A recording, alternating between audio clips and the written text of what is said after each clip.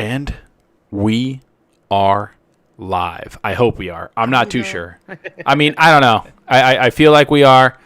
It's good to be back finally. Chat, please let us know if you can hear us, because about a week and a half, 2 weeks ago, I lost everything on my PC. It completely died, and I lost everything on the hard drive. It fried. Something happened with it, some Samsung crap. And so now I had to reinstall everything. I had to get all my footage back for my games, which I don't have, and so it just was a mess. So hopefully we're good.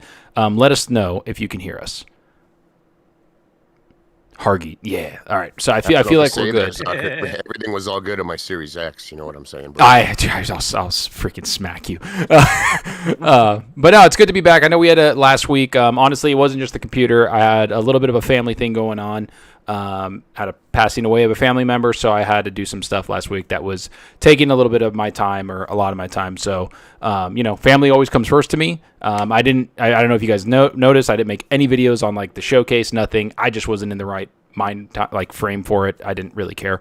But overall, I'm back to being like just excited, especially with this FTC thing. Hargeet's back from E3. Shady's back. I'm talking to him again because I just been gone for so much. It's just great to be back here. And you know what? I'm just going to get into the intros. Shady, how you been, buddy? How you been for the last 2 weeks? And what are you excited about that I guess we're showing, or what you been playing, bud? Man, I've been really good, actually, and exhausted. The whole E3 / showcase like season, I guess we can call it now, it's very exhausting for me. I watch it all. I'm up stupid late all the time. I barely get any sleep. I'm chain smoking cigarettes like an absolute animal. And then after the shows are all done, I'm scouring the community, watching everyone's takes. I'm watching all the misery and the celebration going down. It's a huge thing, and I'm kind of glad that that it's over and we can get back to a little bit of the normalcy, this week-to-week show, talking about games as opposed to watching everyone else talk about games, man. What have I been playing? A lot. I started up some more Gotham Knights. I began Plague's Tale, Requiem. I got back into Remnant from the Ashes, hardcore in preparation for the sequel coming in July. Super hyped for that. A little bit of The Crew 2. I bounce around a lot, and this was a big 2 weeks for me. I didn't play a ton of games, but I played a lot of variety of games. Just good to be back talking games, man. Let's do it. Yeah, man. Glad to have you back, brother. Glad to be talking again, getting back into some normalcy. And Hargeet, Sir E3, Sir knows everyone and is on Twitter more than somebody that shouldn't be because he's not on Twitter, but I see his face everywhere. But how you been, brother? How's your week's been going? Yeah, I mean, the E3 week was awesome. So being down there with Keeley's and then all the way through the Fan Fest with Xbox, met a lot of the community people, met a lot of the Xbox folks. It was a pretty good time. Pretty exhausting, but it was good meeting all the folks out there and sharing that experience. That was a great showcase for Xbox. Yeah, Actually, man. I thought it was a pretty good showcase for Keeley. I don't know where you guys landed, but I thought it was pretty good. I liked a lot of the game announcements. I would also say if Sony's wasn't a Sony showcase, it was a Keeley showcase, it was also pretty good. It just wasn't good as a Sony showcase. Nope. So that was kind of the bummer there, right? Because it didn't really say, here's why you should be on PlayStation. It just said, here's a whole bunch of games everybody gets. So like that was the kind of, so it would have been a great Keeley showcase. It was great, and I thought Keeley did some good stuff on his. So so yeah, it was pretty good. We got the Nintendo one that's running in the background right now. And this was just a direct, not even their showcase, which is coming up in September, and it was pretty cool. So yeah, it's been a pretty good season. I think there's a lot of cool things coming out. That Starfield, oh my god, dude. Oh my god, I can't going into it, it was for me. It's Zelda's Gotti. It's already Gotti, and forget it, right? Yeah. I don't know anymore, dude. The things that thing can do, I'm like, yo, if it lands half of that, oh my god, like. Yeah, dude. This is a 2-horse race now, and it's Starfield and Zelda, and it's a toss-up. I don't know who wins. Honestly, I don't know. Like, Starfield could take it away. It just looks really, really good. What they're doing looks really Well, I great. mean, it was just impressive all the way. And by the way, chat, I hear you. I turned up Hargeet by like 15%. I also turned up myself up. I turned up Shady also. Make sure you tell me how Shady is, how I am. I know if I'm a little too much or anything, because all my settings got completely fucked. So we're just here. Like, I got to make sure, because I think last week Shady was like super low, and it was like in my ears he was fine, but on the stream he was low. So we're doing a little bit of experiment. So make sure you guys keep us honest of our volume, who's low, who's high. Just let me know and we'll fix it. Your mic's a little high, Zalker. Okay, I'll put mine a little lower. Thank you. Okay, and so hopefully I'm good now. Yep. Yeah, and so as far as like that was cool. Coming back, it was busy. Like I just work, life, all this stuff. I haven't been able to play much at all. The latest list of games that are leaving Xbox Game Pass came out, so I finished one of the ones that was on there that I wanted to try, which was Road 96. So yeah, I finished that up, and that's basically all I've really played. I haven't been able to really do a lot of playing. Okay. I got my Rogue Ally, and it got delivered on Sunday, the day of the showcase. Yeah. So of course I'm not there, but I got that set up, and I've really only played Halo Wars on it so far. It runs smooth, it's great, but man, it is Windows. You do have to deal with the the Windowsness of it. Once it's up and running, it's good, fine, but you do have to deal with the fact that I'm a full. I have a Steam Deck, which is right here on my right, and I just ordered a ROG Ally, whatever it's called. I just ordered one today in the morning, so it's coming tomorrow because apparently they've actually stocked it very well. So I'm looking forward to that. As for me, what I've been playing, I've been playing a lot of Diablo because that is what I do. I beat the campaign. I'm level 50 something and my barbarian, I think 52. And then I'm level 44, 45 on my sorceress. I got like a couple of level 20s. And then my druid's like level 6, which I think that's the next character I'm going to play. I really enjoyed playing the druid. But that's pretty much the only game I've been playing. Since I beat the campaign and I completely did like side quests, I didn't talk to people while I played it. I really immersed myself in the story. I didn't really do a lot of like friend stuff. I played with my friends on my sorceress, but I need to start playing with my buddies now. Now we're starting to do end game, capstone dungeons, stuff like that. Cool. But I'm looking forward to that. I'm looking forward to messing with the ROG Ally. And honestly, as for like the showcase, we didn't really get to talk about it, man. Like I don't think me and Shady went live at all. I kind of want to get like a take of just like a quick one, since we don't we're just kind of talking. We're gonna get to the FTC, we're gonna get to the court stuff, but I wanted to get a little bit of the older news and talk to Shady a little bit about it because I didn't get his like feedback, I guess, of what he thought about Starfield, all that other stuff. What did you think, Shady? About the Xbox show specifically? Yeah. Just the Xbox show, like a quick one. Like I just wanted to spend like 5-10 minutes on this with us just to talk about it because I didn't even make a video about it. I don't think we talked about it that much either. I thought it was fantastic, man. I mean, they've set a new standard for visuals as far as I'm concerned when it comes to their games, both Fable and it just lost me. What's the other one there with Senua's Saga? Hellblade. Hellblade 2. Yeah, that was pretty staggering looking. So like they've set a new bar for visuals in games. I want to play way more than I don't. They said Game Pass a hell of a lot of times, more than enough for my liking, which made the show absolutely fantastic. There was a few things that I didn't like overall. I mean, namely the Persona games and the new IP there. Like I'm not into those games at all. And those games, like trailers like that, were one of the reasons I didn't like Sony shows in the past, was because there was always a segment that was just Japanese trailers with Japanese dudes yelling at me for 5 minutes showing games that I personally don't care about. But this year specifically, I loved it.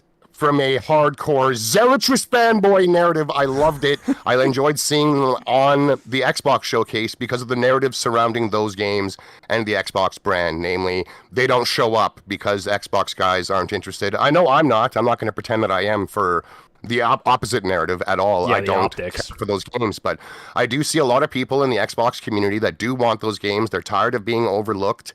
And on the opposite end, the Sony guys like to make fun of the overall brand and the community for not having those types of games. And this year, they get them. We got them. Game Pass day one, brand new IP also announced by them. There was a lot to be excited about for the community that's into that. Some of my friends they were hyped, which, overall it was good. I thought the show was really, really strong. Big games, man, big games. That's all I can say. They're coming. We finally see a roadmap, and it's very impressive, man. The reactions have been from the sky high, super hype, all the way to the just very bottom of the barrel, looking for anything they humanly can to stay afloat from their own tears, man. It's quite the been reaction city beautiful. out there. It's been beautiful, man. And it was even a great show. And even last year, like they had a lot of those. They had like Kojima and a couple other things, but it didn't hit as much as I think this year did. Like you hit it perfectly. Like for the full zealotry of like, hey man, this is what we're talking about. This is what we like. And it's not even that. I actually think one of the games that they showed, I forgot what it was called. It was one of the cool like JRPGs that they made. That they showed off. I forgot what it was called, but a lot of Capcom, that looked intense. Yeah, yes. What is it called? I don't know. It's some kind of a hack and slash. It's got something of the goddess, I believe, in the There you title, go. and just the art style in that game looked fantastic. And it's like a hack and slash brawler by the looks of it, kind of what they showed at the Capcom showcase later and stuff. I'm on board for that. Again, Game Pass. It doesn't hurt to try it now. I'm all over it.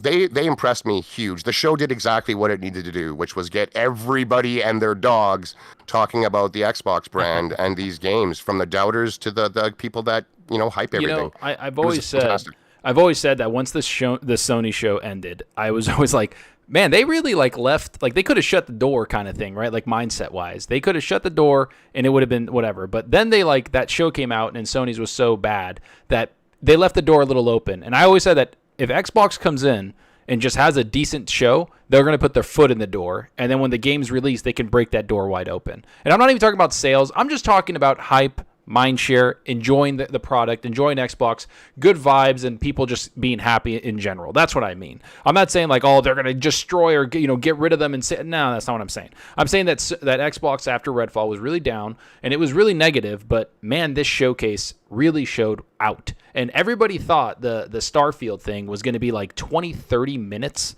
And it ended up, I was thinking 20 minutes, like the direct that they had earlier with all those other games. And it was 45-50 minutes of just holy shit, what is happening here? It was almost overwhelming to the point where I was like, stop.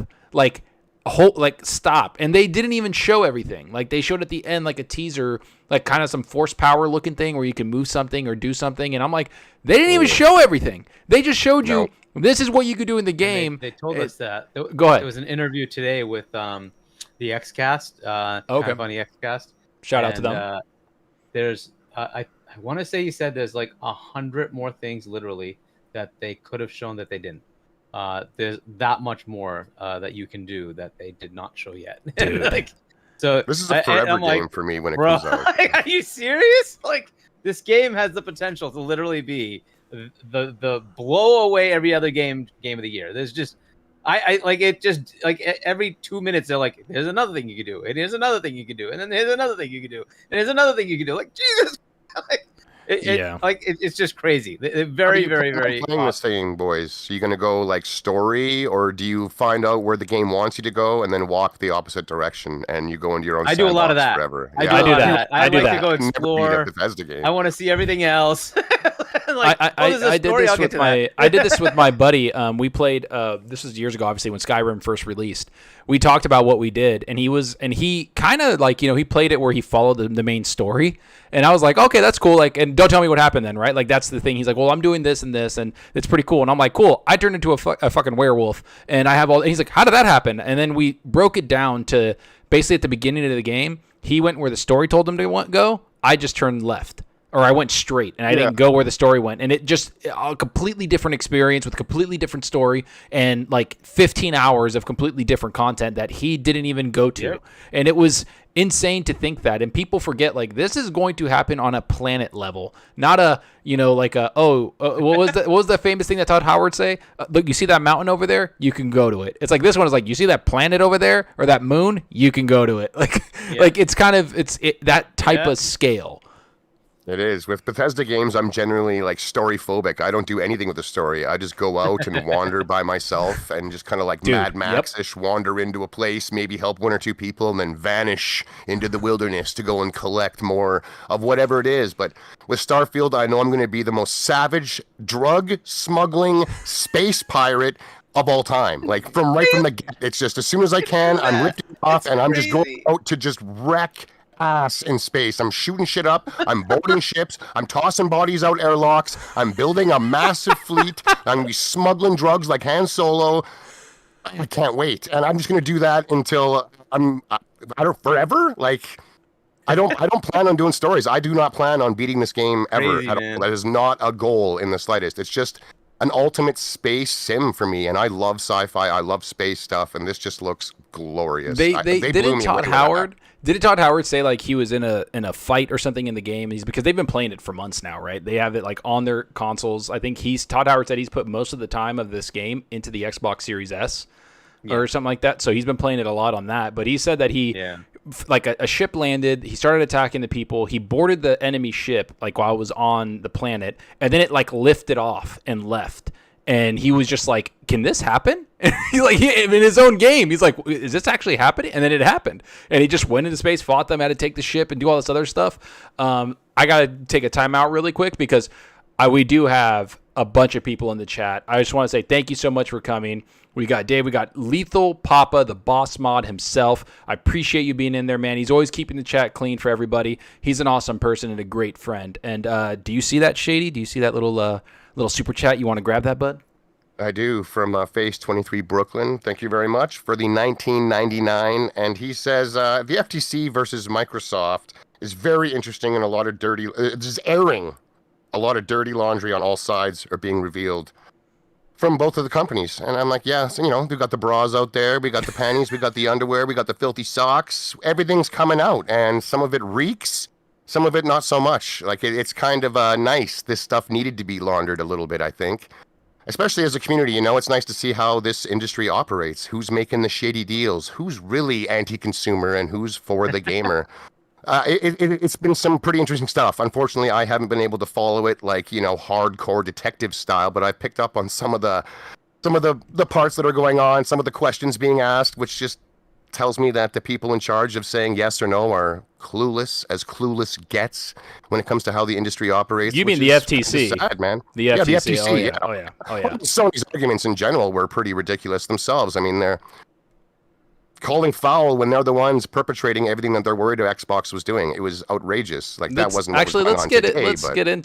I think we could talk about the show, but I feel like this FTC thing is the hot item right now. It's what's going on. It's literally been all day. Like I was working all day today, and then I'd go on Twitter for like 5 minutes, and then it's like FTC, and it's like everybody talking about it. And then an hour later, FTC, everybody's still talking about it.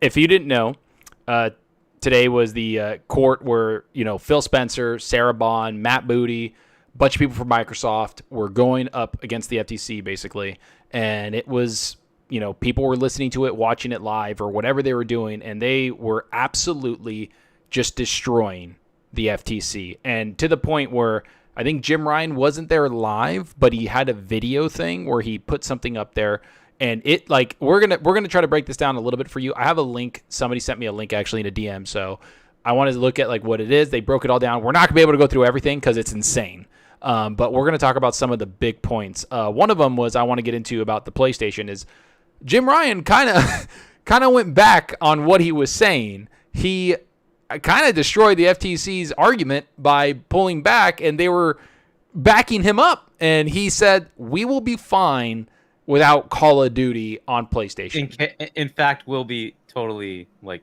okay. Like that was in his video message. He said that. Yeah, in his video message, he said that. Oh my! I missed that with tidbit. That's glorious. Yeah. I don't know. And this is something I was talking to you about with Zalker. Like I just have this feeling in my gut that there's something off about this whole thing, right? Yeah, it just seems like this whole FTC trial just seems ridiculous, right? And I don't think the people that are doing this, like the actual team of lawyers that are doing this, actually want to do it. I don't think they have their heart in it, because all the things they're doing are just like you have to be like 10 years old. Like, this is inept to a very high level. What are you doing? Like, the entire case is stupid to begin with, right? There's just no case here. But they're not even they'll sabotage it themselves. Their own freaking witness, Jim Ryan, killed their own freaking point. Like, what do you do? You'd never do that. You'd never do that. This is a video. It's not even live. It's a video. If it's gonna destroy your own point, why would you? I don't get it. The whole thing just feels way off. Something is crazy. So to me, it feels like the staff of the FTC is like, whatever you want, Lena, fine. We'll just go do it. But we don't think any of this is real. I think So I think you hit it on the head. I think a lot of the people working on this just are not. It's like something like when you work on something in real life, right? No matter what job you're in, what profession you're in, when you feel like the leadership doesn't really have the right idea of what the project entails or what it needs, you're kind of sitting there and like questioning. You're not going to put your effort into it. That's exactly what this feels like. It feels like these lawyers know that they have a bogus or bullshit argument, and they're just doing their job. They're just like, all right, we just got to go there. Got to question it, ask these questions, move down the line, and then I think they just want to get the fuck out of there. I'm not too sure. People ask, Senile Sticks, thanks you, man. I think you're a member too with that, and so is BX81.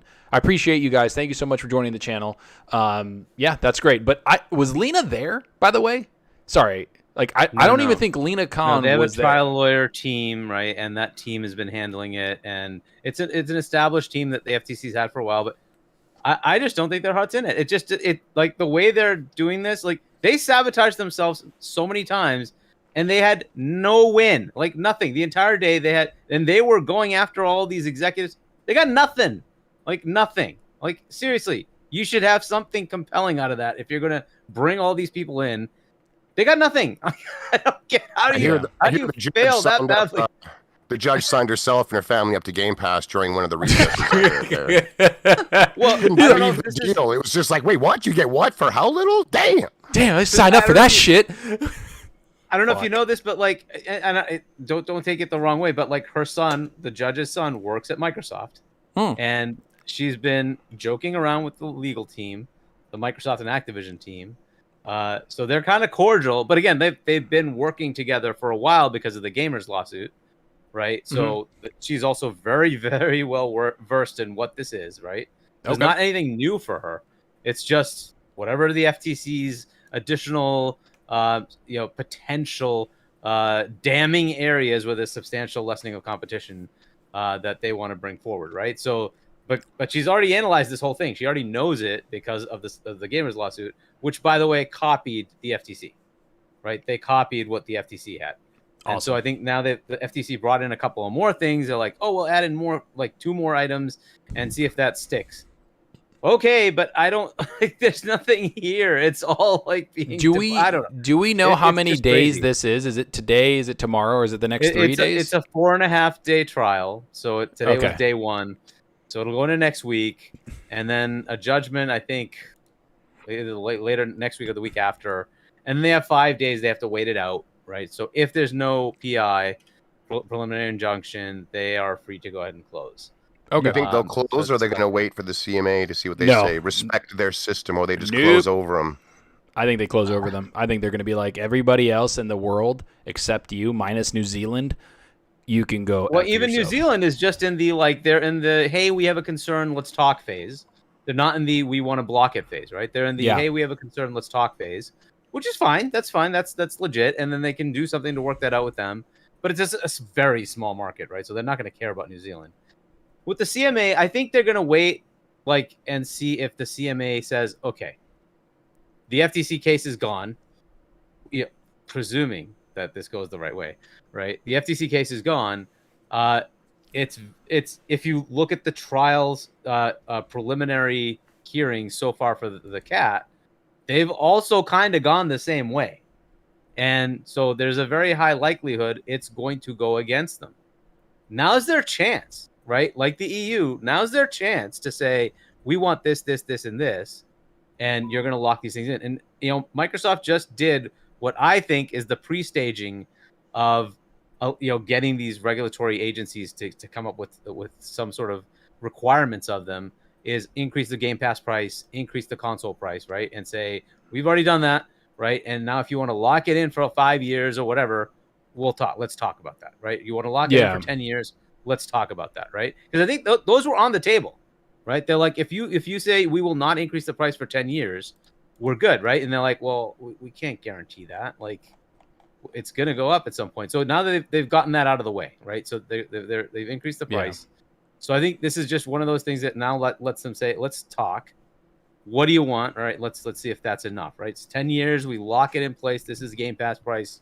All right. Well, let's just do it. Sony and a couple other people just like turned down the 10-year. They're like, fuck it, we don't even need it. We don't want it or something like that. And so there's a lot of things moving around, including one of the people they did sign, Shady, I'm going to come to you to this one. I'll read this to you, Shady, so you understand what I'm talking about. Matt Booty's email back in 2019. This was put out there apparently. He says, no, this is Matt Booty saying in the email, no effing way. That was the reaction for Microsoft's Matt Booty to NVIDIA putting games on GeForce Now without Microsoft's permission. Microsoft was not putting our first-party IP on competing streaming or competing subscription services. No effing way in a 2019 email. He then went on to recommend in 2021 email to Xbox chief Phil Spencer that Bethesda's games be pulled from NVIDIA GeForce Now shortly after their acquisition. We have pulled all Xbox Game Studios titles from GeForce Now so as to not compete with xCloud, said Booty. I would recommend that in the absence of any other plans that we do the same for Bethesda titles. Now, this is, bear in mind, Shady, right? After this, like before, Microsoft has signed a deal with NVIDIA recently, a 10-year deal to put Xbox PC Game Pass games on GeForce Now and try to appease the regulators. What do you think about that, man? Hey, minds change. Yeah. He said that in an email in 2019. That was likely what was going down. And then someone showed them the light. This is the better way. It's going to get them through all these get them through all the regulators. Whatever, right? Plans change. It's as simple as that. There's nothing to get outrageous over. One company trying to get stuff for them and not give it to everyone else who's their competitor is nothing new. They're competitors. Like, this is kind of how it works everywhere in every industry. So I don't know. I didn't see anything egregious there. And obviously things behind the scenes have changed. Either they were forced into it or they just got educated on how much more money they can make by not locking it down to just their ecosystem, but letting everyone else have a piece and then just taking some of it along the way. It seems to me like this is the better move for the gamer, and that happens to be what I am. So I think it's a good outcome, personally. I'd rather more people got to play games than less. It's just a better community when that's the case. Damn, that was actually a really good response, man, because that's exactly what happened, right? And they actually dug into him at the FTC. They were like, they asked Booty, like, why were you keen to remove Microsoft games from GeForce Now? And this is what he said: I was frustrated at the process.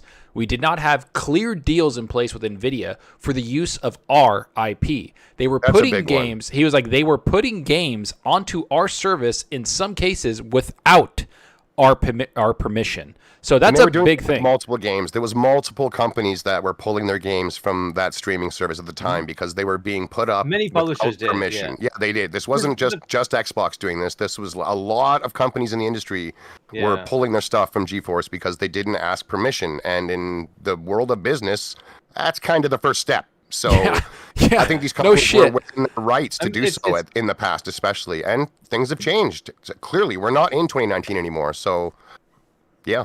Yeah. Yeah, I mean, this is kind of the thing that xCloud also runs into, right? Not everything that's in Game Pass is on xCloud. And that's because they have to ask permission. And sometimes the company's like, no, we don't want it. Right? It's going to stay console or PC only. We're not doing that. Right? And fair enough. It's their game, right? It's their thing. They can do what they want with it. The funny thing, open. They don't want to force devs to do much of anything. We want you in Game Pass. We want to have it on cloud. And if the company says we really don't want to do cloud, they'll probably still end up in Game Pass because Microsoft doesn't like to force devs into doing things, which is for the good and the bad.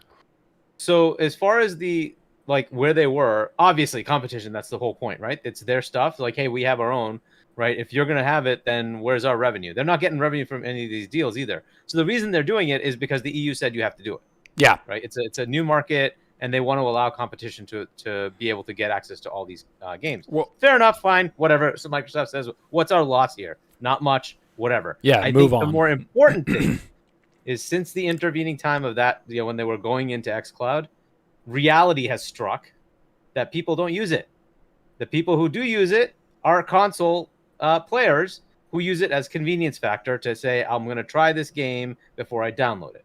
Cool, but you're already a console player, right? They've captured you already. That costs them money. It's Microsoft loses money when people and that's what they got out of the in the trial. Sarah Bond says this is costing us a lot. We don't make money on xCloud, right? It is costing us money, right? So something that I've been saying is like this is an investment that they have to make for a convenience feature because people are not adopting cloud, right? Now NVIDIA forcefully says the opposite. Cloud is the future. Okay, cool. Maybe you can prove that out, But that is not where we are. People do not. This is free as part of Game Pass Ultimate. You're not paying a dime. It's just there. And still people don't use it. Right? So it is what it is, right? People use it as a convenience. They still play their game downloaded on their console. That's just the way it is. And that's coming out of their mouths. Right? So this is an investment that's costing them a lot of money. That's giving them no revenue back. Right? So that's the reality in which they are now. Since they know that, it's like, hey, NVIDIA, you want to waste your money? Here you go. Like, why do I care? Enjoy. Yeah. Go put all that cloud infrastructure out there. You can make it happen. We're happy if that happens. We've got it. And if it's something that actually takes off, we'll expand.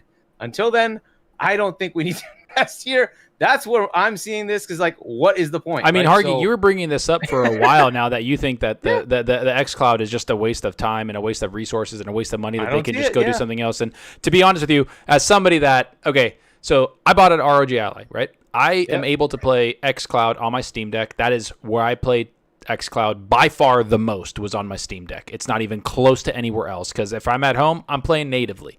So when I'm around and I got to work a lot, I go in the office 3 days a week, wherever I am, I have pretty good Wi-Fi, and so I get to play it. I bought an ROG Ally because I can download games natively from Game Pass, and I don't have to worry about it. I don't have to worry about the connection. I don't have to worry about anything. Yeah, like literally, I don't have to worry about anything. So I'm okay with it. Like I don't care about xCloud that much anymore once I get my ROG, but I understand why it's there. I didn't use it for a convenience factor. I actually beat games on that fucking thing on cloud, which ran really well. It was running 60 on the Steam Deck. It did. They actually did a lot of good improvements, but I do think that it's not for everybody. I wouldn't, if they got rid of it, or if they just scaled back on it, or just kind of made it like, because they're losing money on it, I think they don't care like what happens. That's why they were signing all these deals. They're like, we don't really care what's going on the cloud front. Here you go. Take what you need. We still got Azure everywhere else. We're fine. It's not a big deal. But at the end of the day, you either have to buy those games from Microsoft or be subscribed to their Game Pass or to stream them anyway. So they're getting the revenue regardless of who streams the game. Exactly. This is a win-win for them, really. Right? Yeah, I get what you're saying, because that's true. Because even if they're using xCloud, they're a subscriber at the end of the day. And by the way, it's not just that. So they are enabling, I believe with NVIDIA, they're starting to get that done. But you can have Game Pass, and NVIDIA will enable you to have access to your games for streaming via your Game Pass subscription. So, but I mean, the FTC was confused, Hargeet. They weren't sure. Do you need a Windows license to stream games? God. Period. Just to stream games, don't you need a Windows license? To which Sarah Bond replied, no. No, you don't. Running on an Xbox. You can stream games on multiple devices, not just a Windows-based PC. And I don't know what to tell you. Like, when you have questions like that coming out of the regulators, man, the guys in charge of saying yes or no to these types of acquisitions, it's frightening. It's rather infuriating. Whether you want the deal to go through or not, you don't want to live in a world where illogical bullshittery like that is going down at that level and scale. It's kind of insane, the ineptitude. I want to know who their like people are that they had, like, their consultants on this. Like, who went through this and was like, oh yeah, you need a license, and then Sarah Bond's like, no, you don't. Like, or just anything, right? Like one of the things that came up during this thing is the FTC asked, how would the gaming world look if you sell skins for a certain game, but you don't sell those skins for a certain character on PlayStation?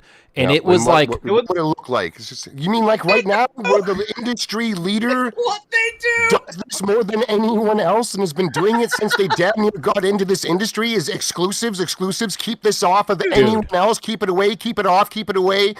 Smoke and mirrors marketing. You mean those guys? That world? Yeah, we're living there. FTC, wake the fuck up. Hogwarts Legacy just released content that only PlayStation can have. All other platforms, PC, Switch, I don't know if it's out on Switch yet, Xbox, you don't get it. Like Spider-Man! Fucking Spider-Man! Like, it's right there. At least now they're making that game. No, I'm not talking. I'm talking about the Avengers. On has exclusive content. Call of Duty, Avengers, you mean, right? Them all up in arms, right? They're all freaking about COD. That game specifically has exclusive skins and benefits on PlayStation that you do not have on Xbox. We're living in that world. I mean, I'm talking about Shady. I'm talking about not even that game. I'm talking about the Avengers, where they just were like, it's only coming to PlayStation. I have 3 friends that are like massive Spider-Man fans that bought Avengers on PlayStation because they thought they were going to be able to play it, and then the game sucked, and then when the Spider-Man came out, it was trash, and they were like, I just regret doing this. Like, I regret buying it here. And that was literally, like, it's so stupid for them to even ask that, because it's like, what do you mean, what does it look like? How about you look fucking 5 months ago, or even 3 months ago, where Hogwarts Legacy has exclusive, not just a skin, content. In the last week. It is, look at the company you're protecting. The company. Reading that hurt my brain on just the sheer lack of any form of logic and any form of understanding about what these people are governing over. It's insane, man. You're starting a militia over this. Yeah. You know how you fix these things? You talk to the frickin' people who are doing the acquisition. They didn't. They outright refused to talk to them. Like that's right. FTC. Oh yeah, that is right. I hear you. Anytime. Like, yeah, it's like, how about you have an open line of communication so you know what you're doing and know who you're talking to, who you're going against, what their side of the story is. Because, yeah, I get it. They're going to try to sell you their thing. But, you know, you get every angle covered. And that's something that they just completely and utterly did not do. And and the best thing is that everybody was making fun of Jim Ryan because they were like, oh, yeah, I thought this was going to destroy you, like it's going to end PlayStation, but you can't even show up in person to the court date, and you're just going to go do a little video, and people are like laughing. Like, I think Dave in the chat was like doing a TikTok video, and you're going to send it in. Speaking of the chat, we don't do this often. I never do because I suck. Hit the like button. It really does help out. We appreciate it. Thank you for watching us live and yelling at the FTC. But back to the FTC. Jim Ryan didn't show up, and then all of a sudden, he just completely annihilates their whole argument. And that was an argument, the console one, that the CMA, everybody else threw out the window. They were like, that doesn't mean anything. Trying on the gloves and being like, yeah, these ones don't fit, but they're not the gloves I was wearing when I slit those throats. You know what I'm saying? Like, why is he out of his mind? I can't believe he really said, we'll be fine without COD, actually. It's not a big deal. On video or in an email, one of the two. Like, I think it was on video. That's crazy. Yeah. That is crazy. It is actually kind of insane that happened. And there's more to this, right? So apparently, like, Xbox just basically flat out said, we lost the console war. Like, this is not even an argument anymore. It's not. We're third place, and I think the Wii U. I think Shady, you said it. What did you say? You think you said the Wii U and the PS3 before we went live. You were saying this. By the end of the 360 console cycle, which was Xbox's biggest moment in the sun. Yeah. By the end of that generation, the PS3 had surpassed the 360, and the Wii destroyed it. Like, the Wii dominated for sales for sure, 100%. and then the PS3 ended up eking past overall sales of the 360. So Microsoft has never stepped out of third place. And I mean, everyone's like, they're the loser. Even them, we've lost. Meanwhile, they're profiting billions. I mean, if that's what losing means, sign me. Like, but and that's fair. But in a market, that is the reality, right? You can be like Ferrari and not be Toyota. Toyota sells 10 million cars. Ferrari sells 10,000. Does that matter? They both do what they need to in the market. They can both. Yeah, they're both hitting a certain criteria, which is totally fine. They want to, right? Yeah, and I'm totally fine with that. You're good. Like, you're third, you're always in third. If that's losing by the metric of just units sold, then sure. By that metric, they are losing. They come in third all the time. But aren't they second in revenue or something like that? I mean, isn't that what really matters? Is how much money? No. It's Sony, Tencent, Sony, and I think Nintendo's above them too. Nintendo doesn't make more money than Xbox. No, and then Nintendo does make more. Yeah, money. they do. They make a a lot. The opposite. Like 16 versus 11, the other way around. Like that. It's like, I think it's not by much, just like 3 or 4 billion. No, but it's like, I think it's like what 16 versus 11. Like 16 like versus again, 11 when or 12. When we get ABK, that will flip. Yeah, right? it'll change. That's what it was. I might have had already inputted ABK numbers in the person I was listening to. Okay. Yeah, it'll become third if they get the ABK thing done. Yeah, they'll be third. Tencent, Sony, them. Yeah, but the whole process of this whole thing is just dumb. And then the funny thing is that, so shout out to Rand Althor. He put out a tweet because a game was announced to be exclusive to Xbox and PC, which is Indiana Jones. So Pete Hines was up there. They were talking about it, and so before Xbox actually bought them, this deal was signed. And it was going to come, apparently, to the PlayStation. It was going to be a multi-platform game. And then they changed it, and the deal got signed. Xbox acquires ZeniMax Media, and it's an Xbox PC exclusive. And so Rand put a tweet out there. He's like, who would have thought that Xbox had another showcase, like talking about more exclusives instead of PlayStation? Because that's the whole rumor, right? But Yeah, what do you guys think of that? Like, I mean, I feel like that was a debate going on for like the last year and a half. Like, what is Indiana Jones? Is it exclusive? Was it signed before the acquisition? Like, I'm happy that happened. Because look, this was my rant, right? I'm like, I require that to just be exclusive. Just shut up and do it. Required. Right. Yeah, because required. Well, because look, like we keep seeing them being like open to everything. Like Game Pass is the exclusive. No, I don't care. You have this, make it exclusive, right? So I like this was like a couple of months ago, right? I'm like, dude, no, Indiana Jones, you have to just make it exclusive. I'm glad they did. I don't know when that got changed, but thankfully they did see that they need to do that. There was another one, and I don't know if you're gonna get to the email from 2019. I did with Matt Booty. We already talked about it. That was about cloud. This was about how to destroy Sony. Oh, I do not have that on here. If it dies, it dies. I think that was the quote. It dies. Oh my God, I didn't see that one. Hargeet and I differ big time. Like about Indiana Jones being an exclusive game for me, it doesn't do anything for me. We were getting the game; it was going to be in Game Pass. It's first party. It being exclusive now means that anytime I talk about Indiana Jones anywhere on social media or in a comment section, I have to deal with the toxic fan base that doesn't get to play it and is looking for any way just to downplay the game's existence. It's trash now. The game's trash. Was never going to be good. It's an Uncharted ripoff. Yada, yada, yada. The movie's garbage. It's going to be endless. Whereas if they were given the game, if everyone gets to play, we can all enjoy it. And the arguing just comes down to petty Digital Foundry shit, which is where does it run better and stuff. So be it. But this game specifically, an IP that Microsoft does not own. They do not own Indiana Jones. I'm not a fan of big IP, loved IP, that isn't owned being exclusive. If you want to make something yours, either build it from the ground up or go and buy it. Put your money where your mouth is. I'm not a big fan of it. And I wish that Sony. This game wasn't. Like, why are you making Spider-Man Wolverine? I don't like that either. I don't like that either. I'm not championing that either. Like I'll slam them too when the topic comes up. But as far as Indiana Jones goes, as an Xbox gamer with Game Pass, I'm not getting anything extra because it's exclusive. Other than a little bit of look what we have. But I'm not 6 years old. Like I would rather they got to play this game and enjoy it if it's good as well. Like that's just me. I don't champion. Yeah, the only thing you champion, is that it's coming to Game Pass, right? Like it's for you. Game Pass. Yeah, that's a big thing. Like, nothing else really, and especially an IP they don't own. I can't get behind it because they don't own it, and I just don't like when that goes down. You got something that's big and popular, and one of the two companies, or three if you're Nintendo, I guess, goes out and grabs it, even if they build it in-house, like the game. I just don't do that. This is being built in-house, everywhere. Right? Yeah, that's actually the reason why. So here, let me read what Hines. Let me read what Hines said. So apparently they asked why Microsoft changed Indiana Jones to an Xbox exclusive, and Hines explained Bethesda liked the idea of removing the risk of game developer and bringing it to Xbox Game Pass. The primary one, this is a quote now, the primary one in my view is what I said about reducing risk and trying to get to a degree of certainty, said Hines. You're dealing with a licensor who's going to have a ton of feedback on what you're making,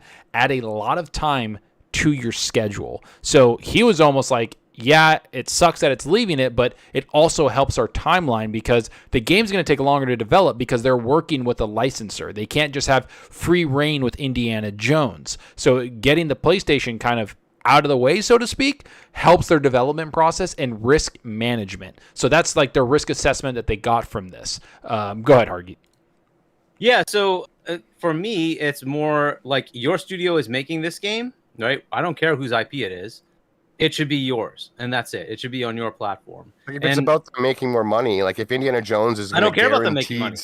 I don't care about them making money. This is multi-trillion-dollar Microsoft. I don't give a shit. They don't have to. I don't give a shit. I just know that like the dialogue around this game is going to become semi-toxic now because of its exclusivity. Good. Like all exclusive games, right? For those people, it's just less enjoyable. But like for those people who like saw the Starfield thing and said, that needs to be a PS5 exclusive. I'm putting up a freaking thing and everybody needs to vote for it because that cannot be on stupid Xbox. Good. I want them to feel that way. That's what they should feel like. So good. If it happens again, awesome. I want them to feel that way. What maybe they'll break down. They own that IP. Break down. And it's new. Maybe they'll Time out. Maybe they'll Time break out. down and Time out. fucking Why? buy an Xbox. Is that such a big deal? Is that such a big fucking But deal? I don't care to really champion what's good for the business, not the gamer. At the end, that's really where my argument stands. It's not good for the gamer. It's good for the business. I'm not the business. I'm the gamer, and I'm getting nothing. I'm here trying to make it was sure exclusive today. that this whole stupidity, the toxicity, is that Xbox shouldn't exist. That's the toxicity, right? That's the standard bearer, right? To get rid of that, it's like, well, here are some games you might want to play. You want to play them? Come over. It's the same thing with over Zelda. time, it might Mario. cure the toxicity around the Xbox brand in general, but I will say this, overall, Shady. even I will. PlayStation games, even banging PlayStation games that are really good, there's a slew of people that will just downplay them in every way they can. If they were on their brand of choice, they would play them. Not everyone's like that, but a lot of people are. I'm tired of the toxic. I'm tired of the illogical. I'm tired of people shitting on games that they want but Good can't luck. access the way they like. It's a bummer at the end of the day. I will say I'm this. so I mad agree. at the I game. agree. That I agree. That news didn't do much for me outside of, the inner fanboy zealot of like, yeah, everyone said it was guaranteed going to be multi-plat and it's not. Take that. But that's just so petty to me. It's really petty. A lot of people in the community love doing that. I don't. I'm not a fan of it. I'm just not. I will say this. So I actually agree with Shady about 80%. I get what you're saying, and then I will say this though, like even it being exclusive to Xbox, it's still going to more platforms than PlayStation exclusives day one. At least right now, right? So that to me is like a good thing. This is why, like, if Xbox just put their games on the console by itself and nothing else, I'd actually stop being an Xbox fan. I know, like I know that sounds crazy, but I play everywhere, and that's why I love the Xbox, because I can play it on my Steam Deck. I can play it everywhere, PC, console. I was playing the console freaking last night because I didn't even want to turn on my PC. I turned on the console and I started playing some games. I just sometimes want to do that, but that is. I 100% am like, or 80% with Shady. I get what he's saying. It sucks. The toxicity thing online, I think, it does get to the point where it's like, what the hell? But I think to some extent this might be good for the game, because after what happened with Redfall and not What? and listen, hear me out for a second. I know PS5 version. Hold on, no. Hold man. on. Let me finish. What I'm saying is that Bethesda got a first-hand, fist-to-the-face view of what it means to be first-party, especially when it comes to Xbox. So now they know that like they can't fuck around. And that's what I'm thinking, is that maybe now the games that Bethesda makes, they know that they're going to be scrutinized even more because it's exclusive, and they're going to polish the fuck out of it, just like they're doing with Starfield, just like they're going to be doing from now on. They are not going to allow games to come out shitty or even semi-broken. They're going to involve Xbox. They're going to obviously involve the licensor, aka Lucas Arts or Lucas Games Arts, whatever it's called. They're going to involve them, and they're going to bring out a game that actually is pretty good. And I want to, before we move forward, we have a couple super chats. Shady, do you have them? I think we have like 2 or 3. I'm not too sure. You want to grab those really quick before we lose them? Yeah, man. From 108 Dragons TV, good to see you here, bro. With the $2, Game Pass Soul Brother approves this message. Well, at least we got the Soul Brothers approval. That's all Awesome. that matters. That's all that matters. Thank you. And we also have another $2 from Danny Passion Official. He's waiting to play Final Fantasy 16 on his PC. Where is it? They are over. They said that it's going to take longer than 6 months to get that. And I saw the performance of it on the PlayStation 5. I've had people tell me from the demo that they enjoyed the game, but woof, that performance was really bad. The little thing about the overheat thing? Overheat? I don't know if that's true yet, but there's a specific boss you play and your system overheats. It's more than one person. Like, it's not just like a random, like, one-off thing. It was happening a lot. Oh, I didn't know that. Okay. I know it's reviewing. But I just know that it's reviewing very well. I'm actually interested. I've never played a Final Fantasy. I think I did once when I was a kid because my buddy loves them. I didn't get into it, but I'm starting to almost maybe give it a shot. I'm thinking of playing Final Fantasy VII, the remake, when it goes on sale through Steam, and I'll just play it on my Rogue Ally, like kind of like on the go, like where I'm just kind of hanging out. I'm thinking about giving it a shot because I thought the combat looked good. I've watched the 20-minute gameplay. I've watched a bunch of stuff about it, and I think it looks decent. I think it looks okay, at least in my head. But I won't play it on the PlayStation. I'm just gonna wait for it to come to PC, just like Danny Passion Official. And I think we have one more. Another one just came in, man, from Mike. Thank you. The $10 Canadian. The toxicity gets worse when one platform dominates the other. Yep. Very, very true. Xbox needs to get stronger to kill the narratives that fanboys always run with. Hargeet is right.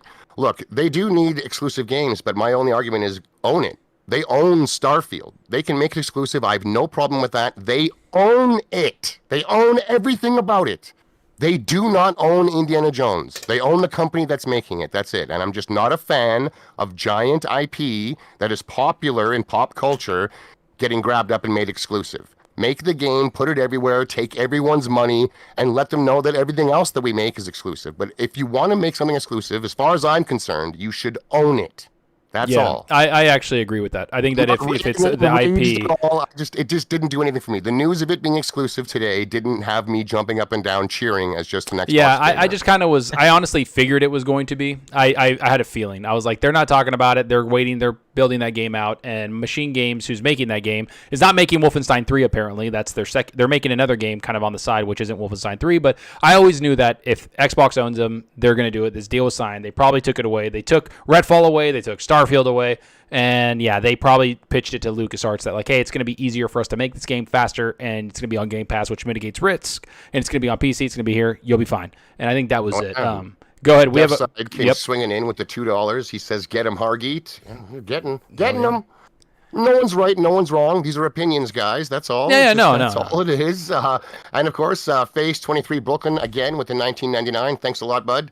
Activision, we want more revenue because COD ain't selling as much on Xbox. Microsoft, we're gonna buy you. That's kind of almost how it went down, man. It's kind of what came out. Did anybody see that? Was bullied into giving a better revenue share to Activision because PlayStation was doing something similar, and if Xbox didn't match, they were just going to pull the game.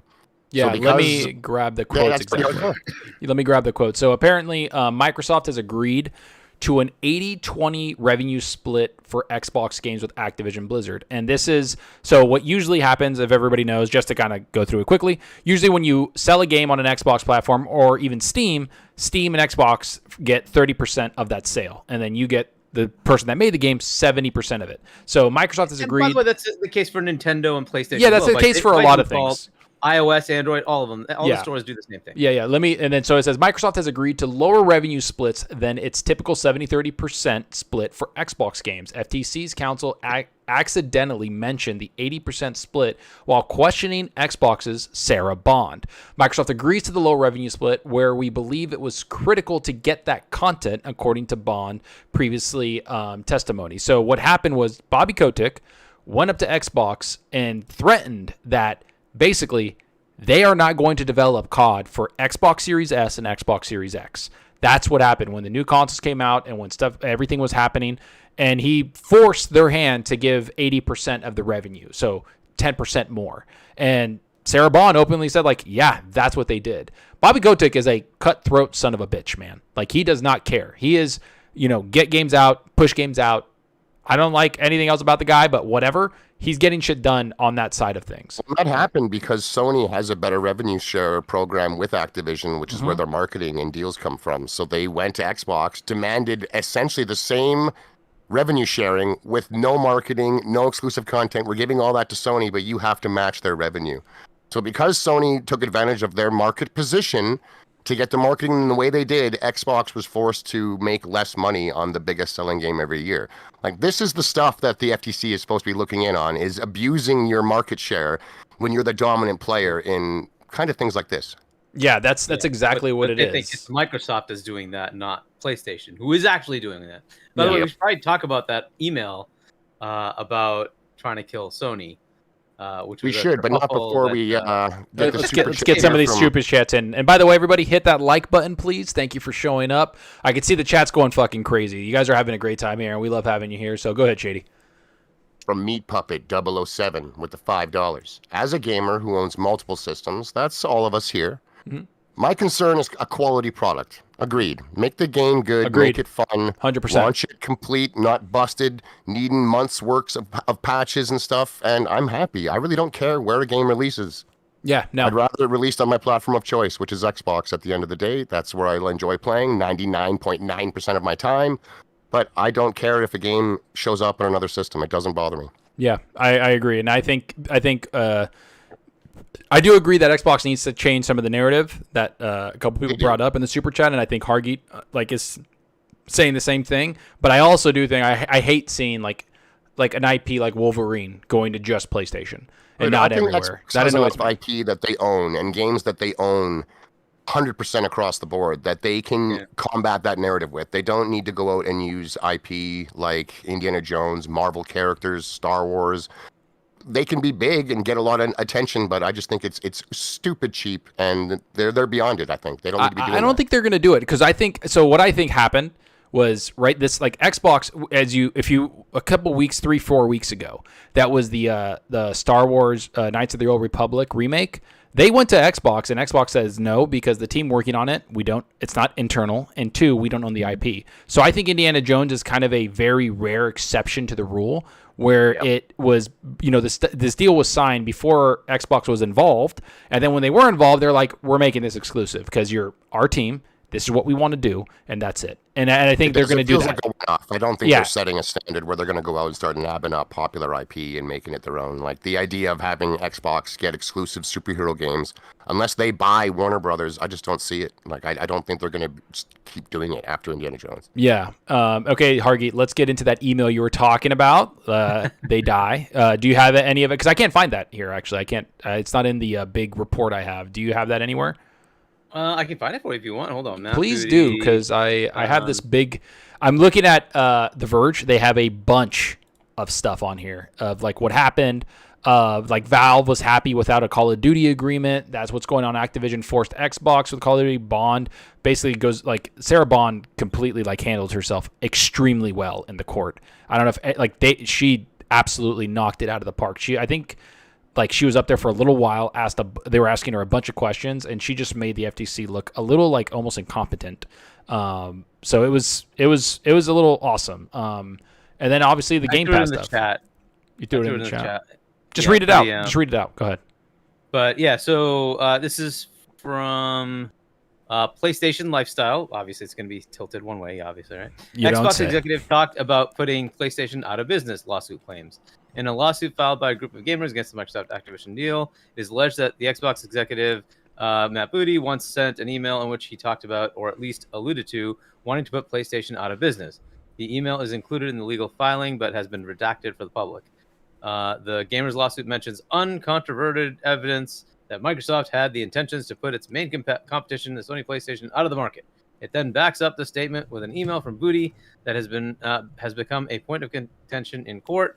Microsoft is fighting to keep the email redacted because it is an internal exchange. So that's essentially what it is. This email was from 2019. Again. So from a while ago. And it was a strategy email on how do we compete with, and take down PlayStation. Which, by the way, I find that's awesome. That's what they should do. Why isn't this exactly what we want? Like they should be doing that, right? It's not like PlayStation doesn't go out of their way to make, every move they can to destroy Xbox. Yep. And they don't make any qualms about it. They want Xbox gone. They do everything they can. This is how you share games on the PS4 video. Surely was done to sell more Xboxes, right? Oh yeah, that was the reason they put it out. Fuck man, kumbaya and camaraderie. This is how companies work. This is actually how they're kind of expected to operate. Like, this is great. Yeah. Get as big as you can, but don't become a monopoly is really what it is. And if Sony were to go bankrupt tomorrow and PlayStation went out of business, Xbox still would not be a monopoly. They are not the only place to play video games. They are not. There's not a monopoly. We do not need PlayStation in this ecosystem at all, and no one would be a monopoly. None. It's not needed. There are many console makers that came and went. That's just the way it is, right? But either way, I like it became a contentious thing, and then fizzled out immediately because it already went to Judge Corley, and she's like, meh. Yeah. Because oh wait, I'm sorry, you were trying to compete? Yep. What a shocker! That shouldn't happen. I think the funny thing is that like the thing I love is that for years, like that Xbox and Sony basically fucking hated each other during the Xbox One. Sony was doing some shit like Shady just said, the play use games this way, all this other stuff that was happening, the Kinect stuff.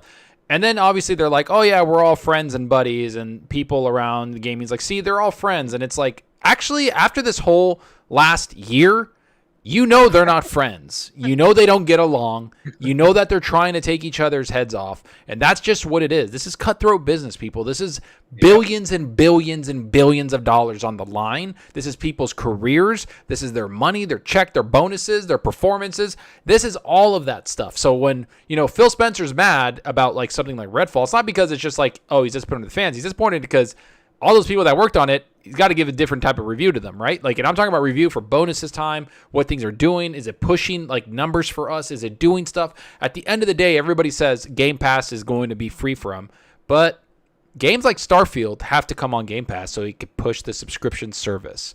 Like, this is what everybody needs to understand. And that's why Sony was really not that happy about MLB The Show coming to Xbox. They weren't happy about that, no matter what anybody says. They weren't. That's why the Xbox version is not optimized very well. It doesn't. It's like it runs well, it plays well, but it's not optimized to the fullest of what the console can do because they're just like, throw it the fuck on there. We don't care. But they have to because they're contractually obligated to. So I think this email is just like, hey, man, that's business. And of course, like if you're in an email and you're talking to people and it's Matt Booty or whoever, dude sounds fucking competitive. I'm not going to lie. Matt Booty's very soft-spoken in interviews. He talks. He says what he needs to say. But in emails in the background, it sounds like this dude is a fucking savage, and I love it. I actually do like that. Because carries a big stick kind of guy. Yeah, man, exactly. And I think that's freaking awesome. I think that's cool. I heard that, and I'm like, thank God they're actually thinking the way they're supposed to think. Like, that's exactly what I want. I want a fucking whiteboard that says, here are the 10 things we're doing to compete against Sony to bring them down. Like, hell fucking yes, that's what you should be doing. Why the hell not? Like the sweet talking external thing, fine. But you better have that whiteboard of how you're taking down your competition. That's exactly what you need to do. So I thought that was like awesome to hear. Like, yes, I actually am hearing you're trying to compete. That's good. On the topic of like basically competing and exclusivity, what we were just talking about there with Indiana Jones, Enigmatic Dreams with the $5. He says, "This is where you're wrong. You're being me." I'm assuming. If Sony or Nintendo do this with their IP, meanwhile Xbox was all sunshine and rainbows, we can all work together, and look what Sony did. They got Spider-Man, and now they're making a Wolverine. That's 2 games. Look, it's a superhero genre. Superhero games are very, very similar. Outside of kind of those two, or just Spider-Man and Batman, they're not doing anything crazy. Was it Marvel's Ultimate Alliance that was on Nintendo? Because they had a couple of those. Yeah, they had a couple. And out of control. Did that do $20 million for Nintendo? It's a superhero game. Clearly, even the Guardians of the Galaxy one didn't. The Guardians of the Galaxy one didn't. Superheroes are currently going through mad fatigue. The movies suck ass. The TV shows suck ass. Their fan bases are dwindling. The money they're making is going away. The fad is dying. We just didn't get it in gaming. There'll still be some games that are great when they're tied to superhero licenses, but don't expect a whole pile of them. And even if you got them, they're going to be the same type of game. It's I don't know what Indiana Jones is going to be like, but I mean, the movie apparently is not doing so well, so I don't know. We'll see how that goes, right? But I mean, if the game is great, I don't think the movie being poor has anything to do with it. It's not a tie-in. It's not continuing that story or anything. Exactly. So if the game is fun, I don't care at all. I think Star Wars has been atrocious, but I think that the new Star Wars there, Jedi Survivor, is great. It's Survivor, yeah. It's fun. I just want a new patch because the performance. Yeah, I'm waiting for a patch. I stopped playing it because I just need a new patch and I'll play it again. I absolutely loved it. I have like 10 hours in it, and I'm like, this is an amazing game. Nice. I don't see Sony going out and buying up tons of IP that they don't own either to start making games from. It's expensive. It's cost them a big chunk of the profit to go and give to these guys to license the IP. They're dinging with Spider-Man, and they're getting Wolverine kind of as a package. That's about how much it. They're really paying for that, right? Because this is probably part of the package where Marvel or Disney wanted to get the Spider-Man character back in the MCU. Rights, well, they wanted to use Spider-Man in their own stuff, and Sony owns the film rights. So there was a bit of a this is probably just a swap that they're like, so okay, we get to put it in hand. If you look at licensed IP, generally they go and they find a big third-party guy because the third-party guy is going to put it everywhere, which makes the most money. Yeah. Like Hogwarts or EA something like, or Ubisoft with their Star Wars. That's right. Yeah. If you own a giant IP and some company comes to you and says we want to make a video game out of it, I'll be like, yeah, cool. Make sure it's everywhere. Everywhere. Well, Hogwarts is in-house, right? That's Warner. It's in-house, but it's still multi-platform, right? Well, I get what you're saying, like, Shady, because it is true. I don't think true. we're worried about Microsoft or Sony really doing it. Spider-Man worked out for them because of film rights, and Disney wanted to use the character in their films. And this just Indiana happened Jones to be a weird third-party confluence of deal, events, right? yeah, So- and they bought that third party. So I don't think this is going to become a problem really in the industry. Most licensed IP stuff goes to third-party companies to begin with. So Yeah, and I No, will to say, be I will fair- say though that like back when Spider-Man released in 2018, it was like at the hype, like the top of like superhero shit. Like it was like 2018 was at the top, so I think Spider-Man killed the sales. Like obviously, which is what he super chats again. Face 23 Brooklyn with the $1.99. He says at Shady, Spider-Man sold 30 million. Well, the franchise did. That's multiple games, a re-release of the first one, and Miles Morales sold much less than the original Spider-Man. If that's a trajectory, don't expect Spider-Man 2 to suddenly sell even more. It's only released on a platform that has 45 million units. Not 100 million. Yeah, I the agree. sales of Spider-Man 2 are going to suffer on it being exclusive alone. Like, it'll sell big if they make sure that every single PlayStation this holiday is a bundled Spider-Man 2 PlayStation. They'll do every that. single Obviously, one of the they'll do stores that. is bundled. Spider-Man 2 sales will be 10 Well, million. I think this the holiday. rumor was right Obviously, that they'll the do rumor was that it was going to be kind of attached to the new PlayStation That's the 5 only Slim. reason. That's the only way it'll get their sales. If they released it unbundled, that game is not doing numbers like the other ones did. The other ones had a much larger install base. Overall, the MCU was in a much better place, way more popular, making way more money. Yep. And that was the first big Spider-Man game. Now we've had a remake of it, a remaster, and a quasi-sequel standalone DLC with Miles. So it's not even new anymore. You're still swinging around. I mean, it'll still sell. It'll still sell great. I think it'll sell great, but I agree. I don't think it's going to sell what it sold in the first one because like I said, like it was at 2018 was at the hype of everything, like Endgame, everything. Though, bro, if they make sure that every single PlayStation on shelves this holiday has Spider-Man in it from the way that's available, that thing is going to do big numbers because PlayStation 5 is going to do big millions numbers upon millions of sales this holiday. It's guaranteed. So will Xbox, but. As long as they bundle that game, its numbers will be pretty impressive. If they don't, which is crazy, then it'll be much less. It'll be a reality check. There just aren't enough people. And overall, the superhero, it's a fad. It is dying down. It is still popular, but it's dying down. Yeah, I think that they have too much. I think they have too much hero stuff, and I know the fact, like the whole craziness of like 4 movies a year, 17 shows. I think that's done. I think they need to kind of slow it down. Bring out a couple movies a year, like one or two, like superhero movies a year, and that's going to be fine. I think those would do well. Quality, they could release the cadence that they are, but the quality has dropped. The storytelling has died. People don't care about what is going on. They don't care about the multiverse. It's a habit for half of these fans, and they're just showing up because I stopped after Endgame. Me too. I couldn't even make it past like all of Endgame. I watched the first half and I was like, this ain't it. I'm out. And I haven't done any more. I just can't. I can't do it. And that's just me. There's other people that are like, they still love it and stuff. But I just think it's not as big of a risk that if Xbox doesn't want to do exclusive licensed IP, then they're leaving the door wide open for Sony. I don't think Sony really wants to do it either. They want to release games that they own and they can take all the profit from. They all do. The funny thing is that me and Hargeet actually talked about this, like I think it was like 3-4 days ago, Hargeet. One of the things we've talked about is not just like who cares about the exclusive stuff. What I'm saying is like Sony's roadmap is literally games as a service right now. That's what they have going for them. Is everything is games as a service. They haven't really like Spider-Man. I get it. It's there. We all knew that was being made, but a lot of the top studios and a lot of the studios that they have are making games as a service games. That's what Jim Ryan has talked about. I don't feel like it's Sony, right? Like it doesn't feel like it's Sony. It just feels like here's games as a service. They're trying to get that one Fortnite hit and they're going to be happy. And that's what you can do, right? You can make like 10 of these games. If one of them hits like Fortnite, doesn't matter. It was a success. That's the whole point. All 10 of them were a success basically because they tried.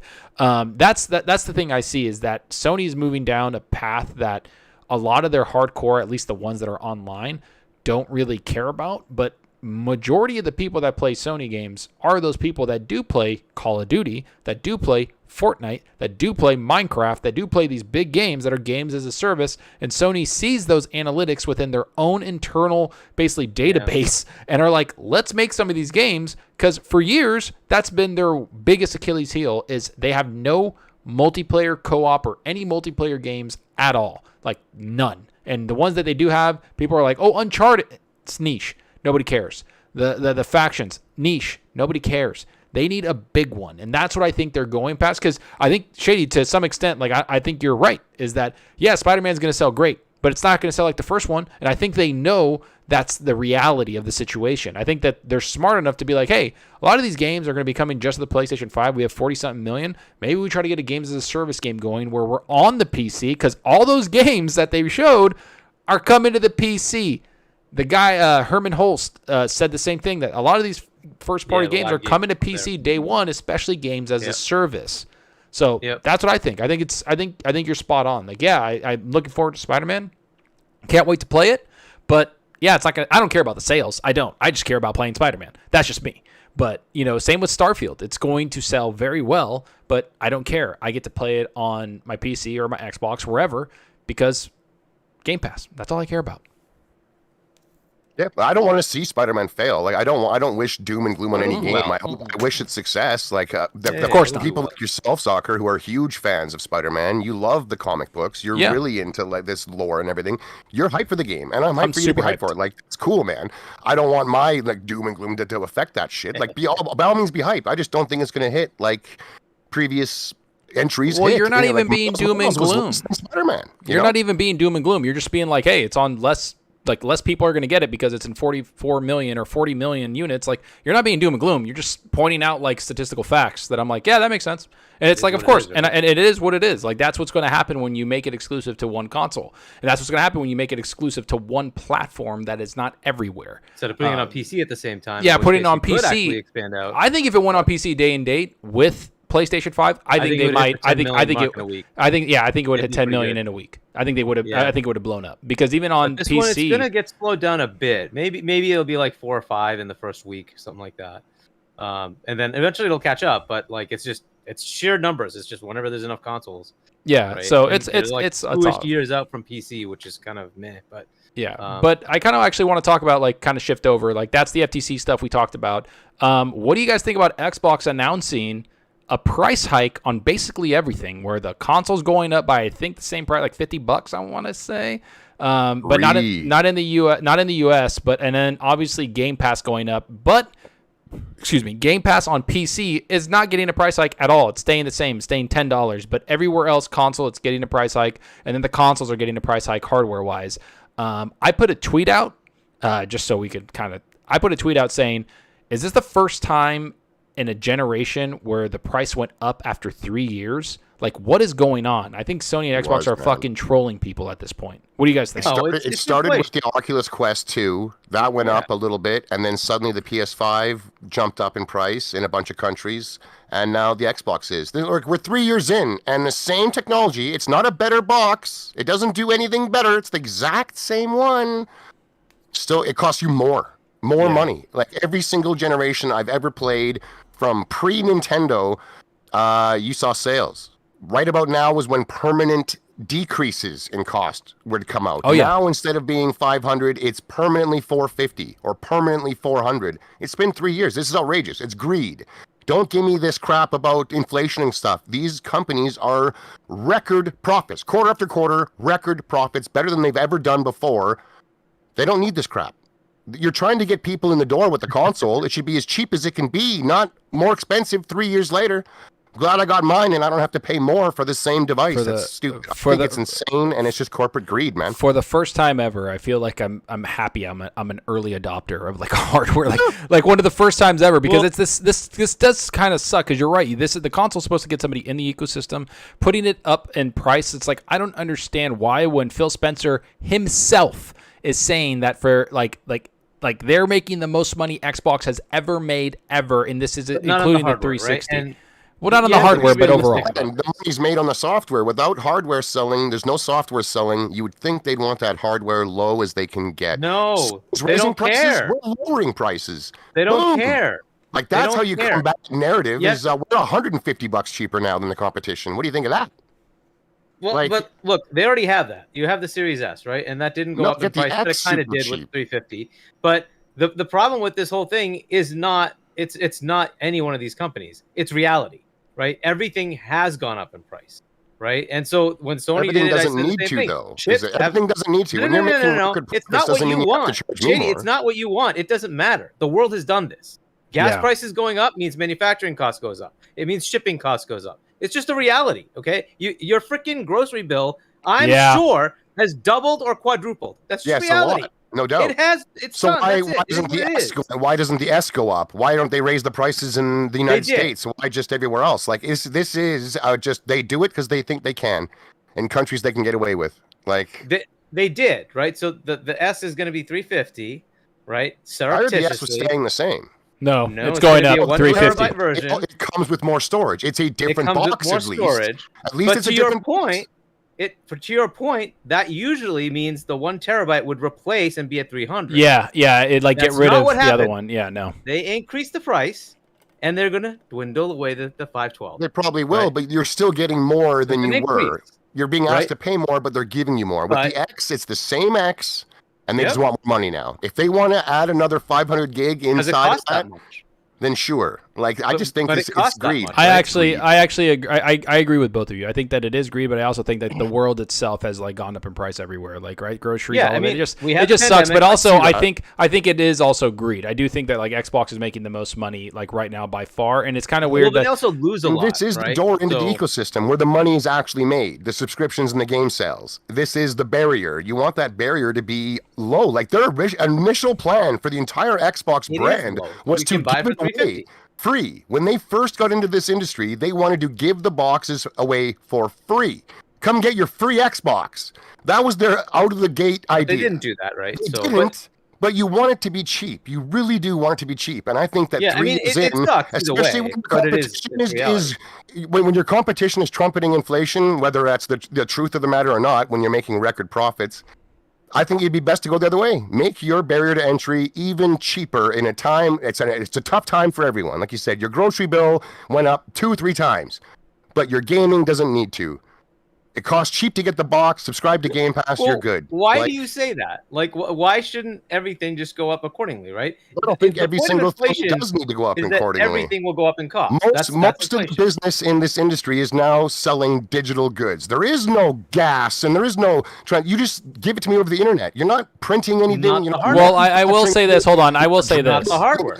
You're not paying for store space. You're just over the internet, digital. Here you go. That's 80% of the industry today. I actually agree with Shady I actually agree with Shady when it comes to hardware, because if you look at Nvidia, like the 3080s are like fucking $400 right now. Like they went down, and it's been 3.5 years since they came out. Yeah, they went way down. overinflated. Yeah, they I know they did, but it went down dramatically. That was off and like he said, the Series X and the Series S, they're not anything different. They're the same thing, and they're just escalating it. Like, I get manufacturing gone up, but I don't agree with it. And then Game Pass, like, let's be real, Game Pass did not have much last year, did not have much coming out except for 2021, and now when games in Starfield are starting to come out, they're like, oh, you want Starfield? Well, it's going to be a little extra. Not on PC for some reason, which, cool, but everything else is. And we do have, you want to grab this Super Chat, Shady, with Hoarder in the Borderlands?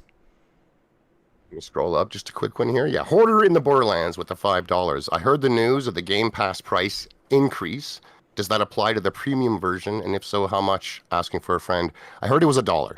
They're adding $1, but is that to the ultimate, or is that just to the base? It's 17 for ultimate instead of 15, and it's 11 for console Game Pass instead of 10. Yes, and so they're moving up $1 for the standard and $2 for the premium. Can I just say though, like, I know I don't like the price, and then it's still $9.99 on PC. I will say this: I thought it was going to go up a lot more than that. $1 and then like $2 for Ultimate. I honestly was expecting like 18 to 20. That's just me. That's what I thought when they were talking about it. But $1 and $2, like, yeah, it sucks. It's not something that you're like, what? Like I think, was it Netflix that was like 17 and then all of a sudden they're like 21 or something, or 20, and it was like, what the fuck? Like, it just like jumped so exponentially. That for this, it sucks, but it's kind of insane. And we got one more if you want to grab that, Shady. Did it just come in? Yeah. Do you see it, Mike? Yep, Mike with the $5 Canadian. People have to remember that Microsoft still sells their console at a loss. The same can't be said for Sony and Nintendo. Yes, they do. They do sell it at a loss already. Meanwhile, the other two are profiting. That is true, but they're Microsoft. They're worth like 2 point some odd trillion now. Weren't they? Didn't they just pass the trillion like a year ago? To give you that 2.6 it isn't, trillion. but it is their job to get me in the door as easy as possible, so I can spend all my money on games where the real profit is. They already have right? you as a customer, right? Well, he's not. He's you know what he means. That doesn't. It's easier to get them to go and spend money when it's less. It just is. I mean, look. And this is just let's be honest, right? You're talking about a premium console, and that one went up, and the other one stayed. Well, kind of went up, but stayed at the same price. If you're challenged at finding finances for this, then buy the cheaper console. You could. I don't really see from the Sony perspective, it all went up, right? So screw off. Everything's up, right? Yep. Here, at least you still have the cheaper option, and they didn't bring it up, right? So they tried to meet you halfway and said, fine, we'll still take the loss on the Series S and keep it flat. But the Series X is a premium console. I mean, as a consumer, it's difficult for me to champion raising prices. It is, especially when this is the gateway device to the real money. Unfortunately, it's just reality, right? And look, when we had the pandemic and all the countries decided we're going to shut everything down, there are consequences for that. Here they are, right? Your food prices have gone up. Your energy prices have gone up. Your console prices, everything is going up. It's just the way it is, right? I'm looking at if you wanted to buy a movie, is that cheaper or more expensive now? It's ridiculous. Well, you can't because they bring it out way earlier on digital, and then if it's like in the theater still, that you can buy it on digital for like $25, and then everybody can watch it, right? So it's like they changed and adjusted in the movies industry, but everything has gone up. Everything is adjusted. Everything has gone up. It's all adjusted. But it is what it is. But I do got to say though, it is almost telling. Like I think they want to sell the console. But I also do feel like they're pushing people toward something like the ROG Ally, right? Where it's almost like it's not a console experience. It's very Windowsy, but Xbox is working directly with Asus on this.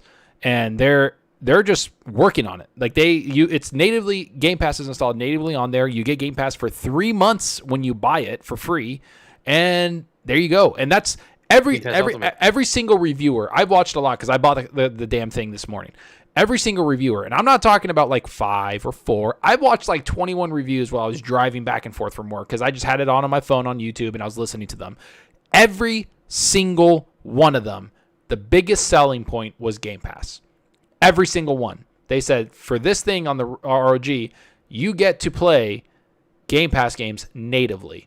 And it's basically one of the biggest selling points. And Microsoft knows that. So yeah, of course, like if you're a console gamer and you're on a budget, you could buy the Series S. If you have a little bit more money to spend, you could buy the Series X. The price hike does suck. I don't like it. I'm not going to sit here and champion it. I'm going to say like, that's the world. It sucks, but I don't like it. It is what it is. But if you have a little bit extra cash, you can get a ROG, or you can even get a PC that's like $1,200 or $1,300 and a 3080 in it, and you're going to run things pretty good and then still get Game Pass. No matter where you go, that's Xbox's strategy. If you're on a budget, you get the Series S. If you have a little bit of more money, you can get the Series X and get freaking awesome performance. Or you can just go and spend a little bit more. No matter where you are, Xbox is there. I don't get how people don't see that. So that's it's the whole point. And it's like, okay, cool.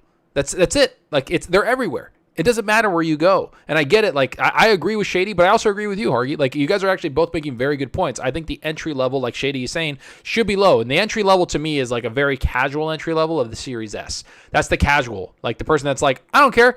I'm gonna play Starfield on it. Like I already know like a couple people, that are talking about getting the Series S just to play Starfield. And I'm like, well, don't you want to get it on the Series X to look at? They're like, nah, I don't give a shit. I just want to play the game.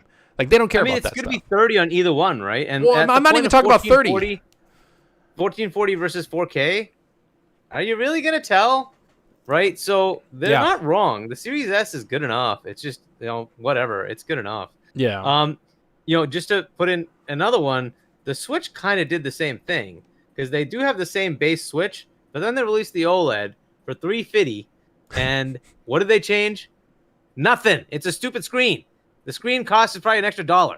It looks great. That OLED looks so much nicer than the old screen. I'm sure it does. I'm sure it does. I have it. Are you talking about the Switch? The Switch OLED? The Switch OLED versus the Switch. I know people that have both, and they can't go back. Yeah, the $350 versus, is it worth $50 more for that screen? No. But that's how they got their cost delta, right? That's how I would say the people that I know that have the OLED said that the 50 they'd pay $100 more after getting the 50. Like you may like it. Yeah, I'm not they love it. Otherwise. Yeah. I'd be I'm not less suggesting on the otherwise. greed area if they But it's beefed where up they got the the price Series X increase. hard drive a bit like they did with the S. If they did something similar with the X and then asked a bit more, you're getting a bit more, we're asking a bit more. Okay. Instead, it's just the same and it's more. And it's hard for me to champion that coming from the richest company in the world that is far from going out of business because they're not selling Xboxes at 650 Canadian. No, I think they're agree. losing a lot It's on not each their only way of Series making X, money, right? and this is the gateway. Like I think they should go back to day one. We're giving it away. Come get your free Series X, baby. Like that's what FTCs and stuff don't like. That's abusing your wealth and your market share across the board. Is just crashing the market because you can. We don't need to make money on consoles at all. We can afford all loss. Like Sony can't. There's no way. Would suck, right? From a competitive perspective, yeah, that would be It'd be insane. You couldn't compete with that. Anti-competition, right? Yeah, they don't like when you do that. So but I do it's think really that good there is room for consumer-wise, them. but it's not you know, competitive. if they'd gone the other way, So- if they actually announced a $50 decrease instead of an increase, I think it would have been insane. It would have been way more to actually get behind. The community would have been happy. They would have sold more consoles Fair likely enough, in the but long run. that might be the same And I problem. don't think it would have put them out of business. That's all. But okay, look, they're under regulatory scrutiny, right? And I think they lose $200+ on each Series X, right? I So can see that. we heard the 100 to 200, right? So they lose 200+, Yeah. and I think that's been growing, not decreasing, but growing. So it might be up to 250 now, and they're like, well, okay, we got to do something to get some of that back, right? So they could do what you're saying.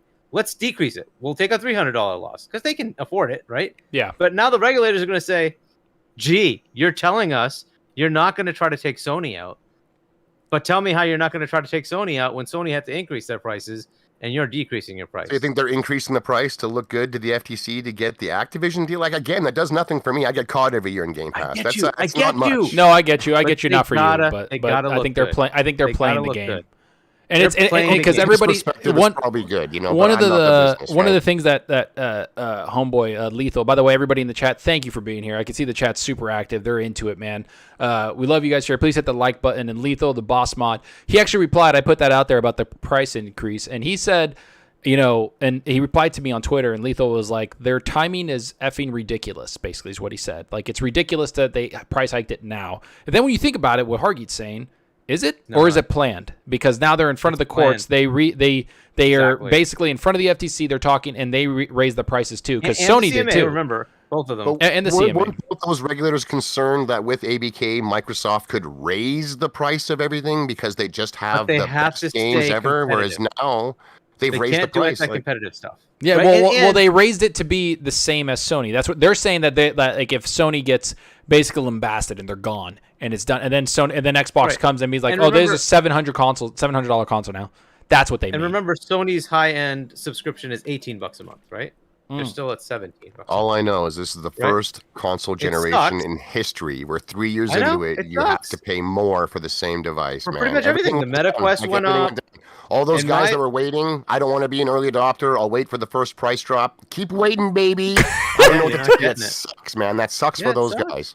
I But think so too. like the MetaQuest went up. I think the Switch went up with the OLED. The PS5 went up and the Series X went up. They all kinda yeah, did. and Nintendo games went up in price too, $70. So Well, it's only one game. So far. well, I mean, Zelda is the only they still dabbled in it, and I think Game Pass. I think that once they, I think Xbox understands, like, they can't raise the prices on PC yet till they get more games. I think console, they know that it's just insane value, because there are games that come to console that does not come to PC. I know a lot of people don't think that, but like MLB The Show, Outriders at one point was on Xbox only. Like, there's a couple games that come to console that do not come to cloud and do not come to PC. So yeah, the console gamer still does get more games until some of the RTS games comes out, but That those flips, don't by matter. the way. But it flips, yeah, it goes back and Yeah, 'cause forth. sometimes there are But the games that price are only on hike, PC. kind of sucks. Yeah, that's Agreed. that's kind of like But the, I think it is partially because of the CMA and the FTC is like, okay, hey, regulators, if you want to now, and I think we talked about this, right? That the if you want a deal, you want to, some sort of stipulation, concession, fine. We'll put in a concession now that we won't raise the Game Pass price for whatever, right? and Bud the Cyborg, thank you in the chat. He does say PC doesn't need to pay for online though. PC Game Pass is way better value. Yeah, I think that they need to start moving away from Xbox Live or Xbox Network, whatever. This is where it becomes Gold. interesting, right? Yeah, Because yeah. like Ultimate used to be console Game Pass plus Gold at the same price, and you're like, well, hey, it bundles Gold in, And I just EA happen to get more access. stuff, right? So now I get EA, I get on PC, I get it on console. Hey, that's pretty cool. Now, so much.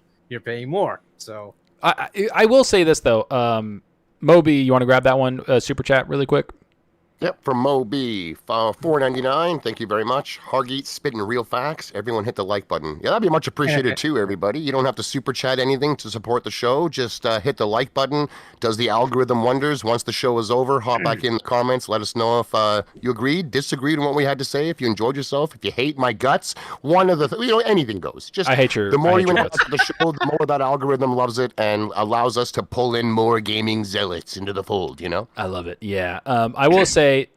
I to kind of wrap this one up, I don't like the price hikes at all. But for the Game Pass one, I don't even want to say how far I would go to pay every month because I get so much value from Game Pass. It's insane. I literally play everywhere. It's understandable. Like after that last Xbox show, the games that are coming were as long as the cadence maintains itself, it's looking like 3 to 4 really impressive games a year coming up, at least for the next 2.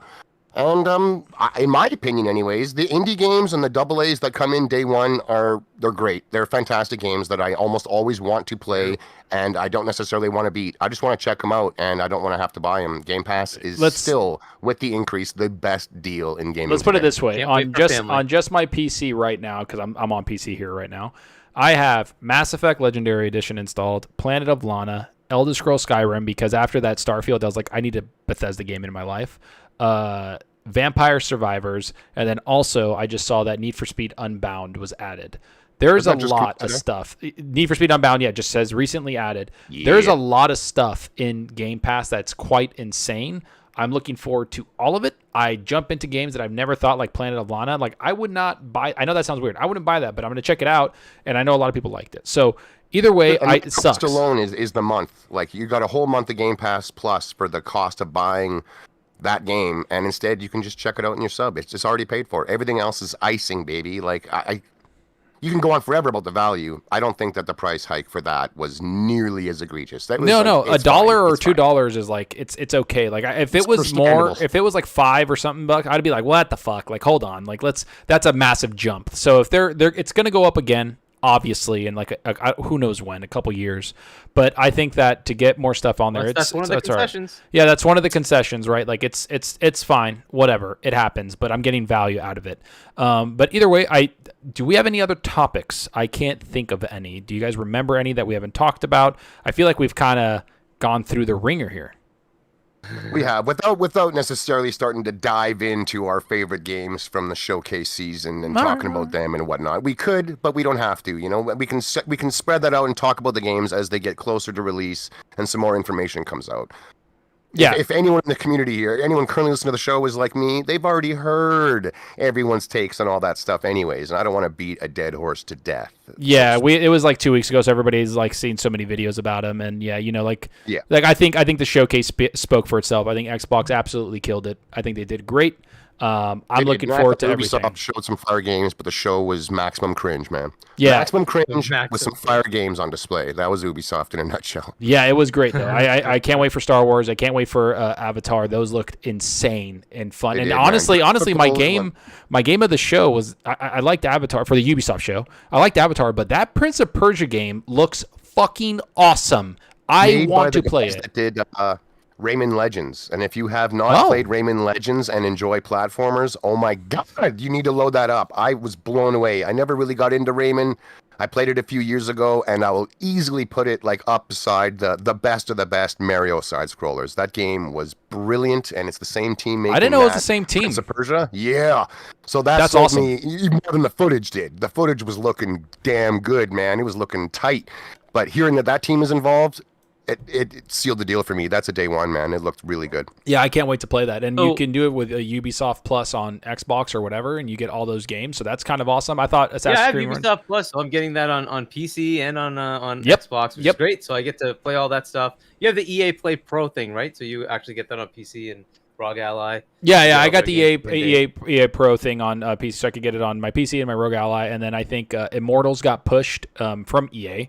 August. That got pushed to August because they want to optimize the game. People, you need to be ready for that game to, I don't know what it's going to be. I think it's going to be 60 on consoles, what they're saying somewhat, but that game for prerequisite on PC, I think it was at like a 2080 or something like that. That is more powerful than a series. 60. It lists it at 60, but we'll see what happens. Okay, it might be and it's a first. I think it's the first UE. I think it's the first UE5 game is. coming. It's a 5.1. It's a 5.1. Yeah, and it was a 5.2 that added the 60 FPS. But I don't know. We will see. Mm-hmm. As far as topics, there's one interesting topic that I don't think has been really talked about much. Is Embracer is apparently having some financial issues. They are. Oh, yeah. We all know they've just been holding some ends for Microsoft. They're going to swoop in after the deal. Buy anything worth taking. Hey, thanks for holding that for us. Thanks. That'd be pretty intense, man. I mean, I like, joke about it all you want, but it is something that's in the realm of possibility now, right? Because they need to shed something to be liquid, and hey, Microsoft might be they're the Crystal Dynamics? Crystal Dynamics and the what's the Eidos or Eidos Montreal. Thank you. And like they bought those for like 300 million, I think. And like, dude, they could just say, hey, maybe we throw you a couple of games, and you can you can make some games for us, and we buy Crystal Dynamics for 90 million. Get Crystal, get Eidos, get Gearbox off them, get the guys that are the they can't sell everything, right?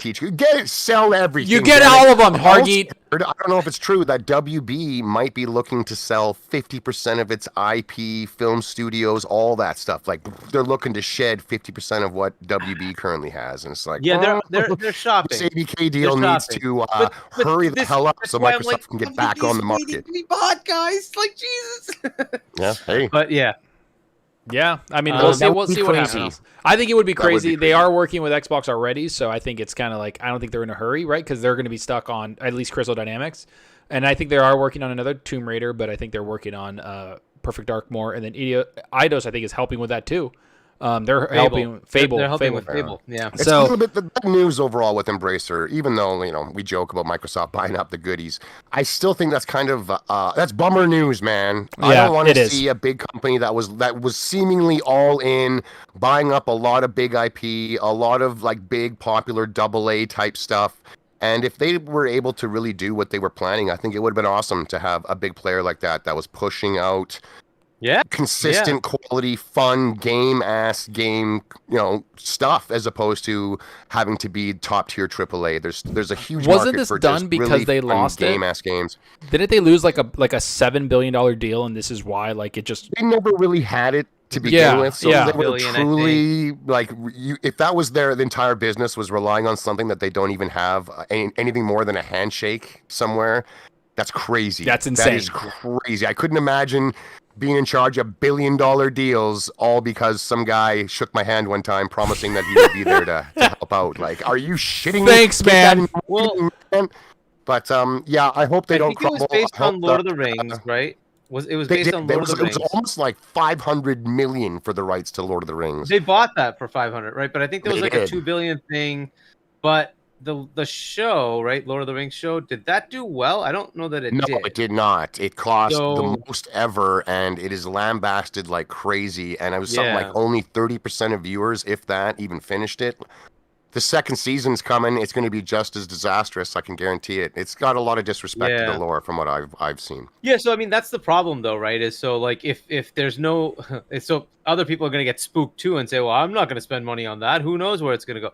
So this is kind of the headache you run into, right? I wish people were more like on the if you're going to do something with this, make sure you actually do the things that the fans want and not what you want. I know people say make fun of fan service. I never understood that. I'm a fan. Fucking service me. Like I don't. Yeah. I mean, like service, and there's just cheap fan service. Yeah, I get that. I mean, it's got to be good. But they don't offer anything. But look, it's them. Like it's more of an Easter eggy. I'm all in on fan service more often than not, but there are good ways and bad ways of going about it. Yeah, I get 100%. that. That's a good way of putting it. Yeah, I agree. Yeah. Well, hopefully they get their shit. Bad fan service, because that was a copy of 4. Yeah, I hope they can To work me things out. anyways. Whether it's sell some stuff off or whatever, I hope these companies don't just get buried and people are out of a job and IPs just get sat on and never get to see the fruition. Like when they were acquiring all that stuff, I thought it was kind of exciting to watch go down, and I was hoping that they could really pull it off. So either they can get stuff fixed in the back, or sell what is worth money and let someone else actually take advantage of these people's talents and the IP.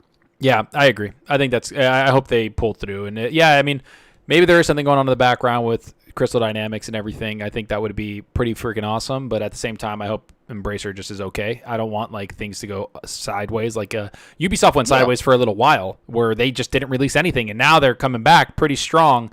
And I'm looking forward to almost all of like X Defiant actually is doing really fucking good. And I've had my friends are messaging me like, "Hey, download it, let's do this." And I'm like, really? Like, you really want to? And they're like, yeah, they listened and did not just say like, no, this is what the game is. Because when it first got released, people were like, what the hell is this? Like, this is stupid. And then they came back 2.5 years later after adjusting. So yeah, I'm looking forward to jumping in. I mean, too, man, there's a rather large political boycott going on with Activision and Call of Duty right now, just because of what they're up to behind the scenes with big streamers and what they're saying and opinions and whatnot. But there's a lot of people fed up with the politics and some of these companies. Just keep that shit out of the games, man. Just keep the politics out of the games. Just play fucking games, enjoy yourself. Yeah. That's it. Like, who cares? Like, I don't. Yeah. But hey, there's a lot of drama, and then in comes a new contender, which is apparently getting the job done. Also going to be free to play.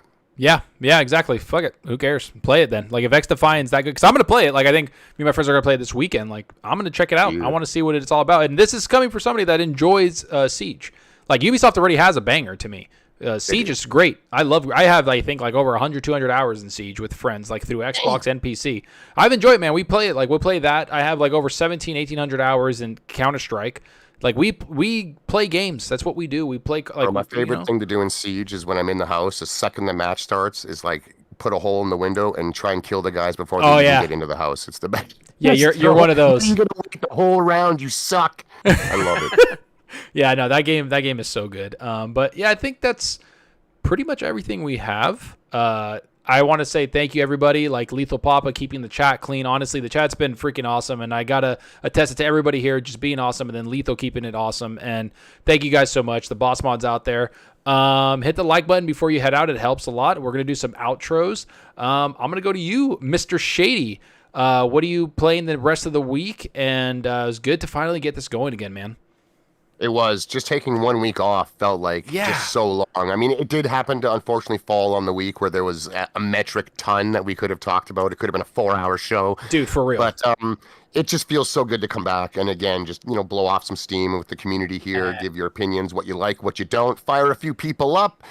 All the good stuff, man. You can find me here on your channel on this podcast every week, Thursday. Thank you, everyone, for showing up. Like I said, we did take that week off. It's nice to know that we didn't just get forgotten about. You know what I'm saying? And what am I going to be playing? Remnant 1. It's got me again. It's got me big time. God. It's my most hype game that's coming up July 25th. And Remnant is it's so tight, feels incredible, and it's just the amount of replay in it is phenomenal. So I've been really playing that. I'm going to get into it hard, I can tell. Awesome.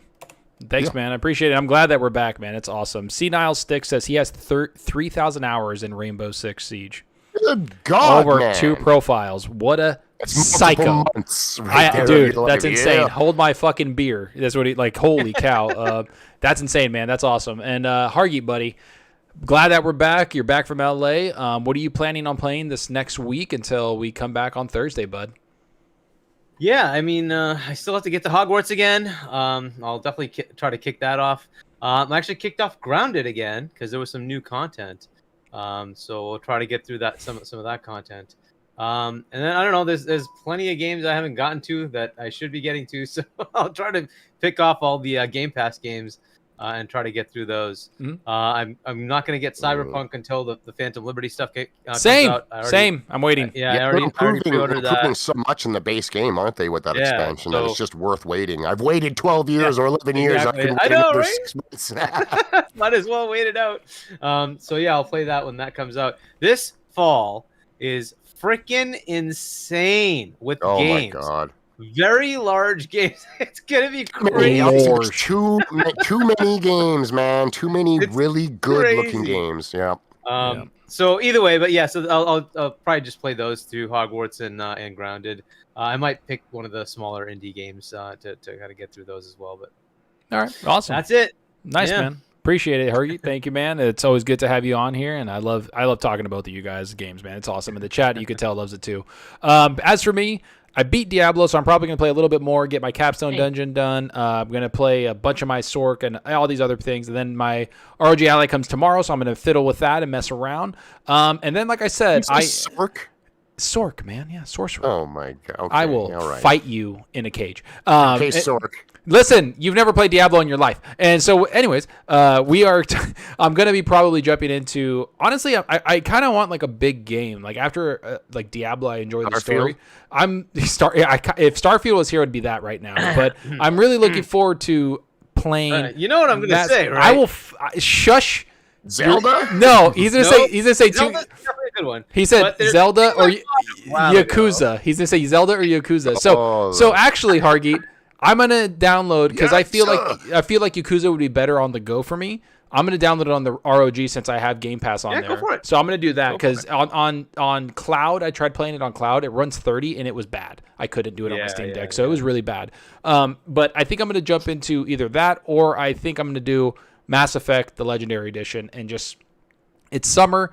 It's kind of a lull. I'm waiting for Jedi to get a patch. If Jedi had a patch, it'd be that right now. But I think I'm going to jump into Mass Effect and play it on the ROG and on my PC and on like everywhere because it's cloud saved everywhere. So I'm going to jump into those 3 games. It's been a while. I don't remember them all that well because I played them so long ago. Tell me you're a villain when you play and not some. I am not a nice person, bro. I'm not. I'm every game I play. I'm not. I can't. Like in Hogwarts, I like took people's shit. I was like, well, I'm killing people. They're like, don't use the car. I'm like, I'm killing shit across everything. You're going to get my thing. It's like, yeah, no problem. Come back. I'm keeping it now every time. I'm keeping it now. By the way. Oh, keeping it. Or I have them like I'm like, pay me, and then they're like, what? And I'm like, yeah. You want it? Pay me. What do you think this is, bitch? I got to go to Hogsmeade and get drunk. There's no room for the weak, man. You got to be hardcore. I built an empire in that game. It was the shit. Yeah, so I'm pretty mean. Avada Kedavra everywhere. I did Avada Kedavra everywhere and cursed them. You get to die, and then you get to die, and you get to die, and you get to die. Yeah, pretty much Oprah, but death. But yeah, so we're going to... All right, everybody, but I appreciate you guys. I appreciate the chat. We're going to be back next week, Thursday. We got one more... super chat. The Hoarder in the Borderlands says waiting for Cyberpunk DLC and Starfield for me. Yep, I agree. I'm waiting for Cyberpunk DLC also, and I'm waiting for Starfield. Those are 2 games that I just don't know when I'm going to play them because I want to save one of them for the holiday season where my company we kind of have like 2 weeks off. So whatever game in that 2 weeks, I'm going to jump in deep. But all right, everybody. I just can't believe you haven't loaded Cyberpunk even for a minute to see that overdrive. I did. What are you talking? Oh, 4090. No. It's the only game out there where it's like minimum requirements 4090. If you want the goddamn ray tracing mode on overdrive, I can't believe you haven't laid eyes on it, man. I think I should. I feel like I should download it just to check see it. Just to see it. I feel like Phantom Liberty is going to bring out like a big patch too that helps performance, and then they're going to look even better. It's going to look even better because it's like next gen only on the consoles too. So I'm going to wait a little bit. I think I've waited this long. Might as well wait a little bit longer. But we're going to end the show there. Thank you guys, everybody. Hit the like.